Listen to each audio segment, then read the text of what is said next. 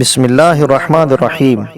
हज़रत अबू हुरैरा रज़ियल्लाहु अन्हु से मरवी है कि रसूलुल्लाह सल्लल्लाहु अलैहि वसल्लम ने फरमाया, एक मुसलमान के दूसरे मुसलमान पर 5 हुकूक हैं।